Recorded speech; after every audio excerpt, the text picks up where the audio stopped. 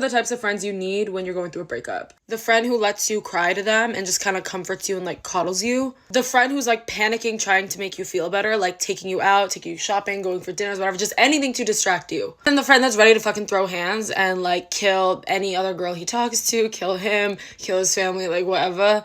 The violent one, she's very much needed. If you have the friends to play each of these characters, you're set. You're gonna get over that breakup in no time. Guys who talk about their exes too much, clearly you're not over her yet. The ones who only talk about themselves. Any guy who says, my ex is crazy, all my exes are crazy, whatever. No, babe. What the fuck did you do to make them crazy? Because I know girls.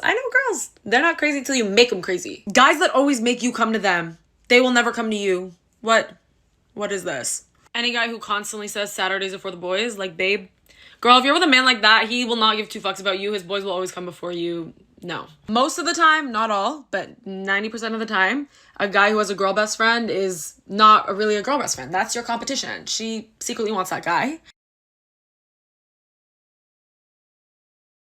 They treat you differently around other people versus when you're alone. The only conversations you have is talking shit about other people. You catch them in a lot of little lies. Even if they're just white lies, that means they're capable of doing even bigger lies that you probably don't know about. They only talk to you when it's convenient for them. They constantly talk to and hang out with people who have hurt you, whether it's exes, friends, whatever. You don't know how to confront them or tell them they did something wrong because A, they either lie to you, or B, they make you feel like shit and make you feel stupid for even being upset. They're always doing things that they would get mad at you for doing.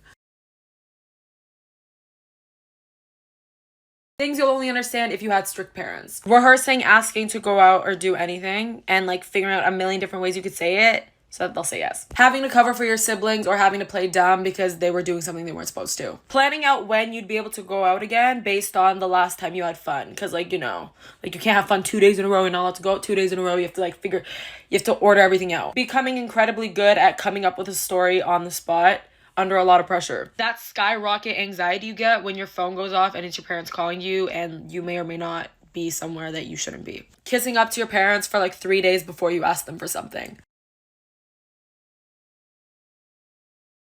Always understand that when you're attracted to someone enough or interested in someone enough, almost anything they do is attractive. And like if someone who you weren't attracted to did the exact same thing, you would think it's ugly, weird, you wouldn't like it. The person you're attracted to is overly touchy with you. It's like, ooh, we love that. We love it. When you're not interested in overly touchy with you, suddenly it's giving creepy. A person you're interested in is blowing up your phone, calling you, texting you, whatever. It's like, oh my God, they must be so interested. I'm so flattered. You're not interested and they catch a block.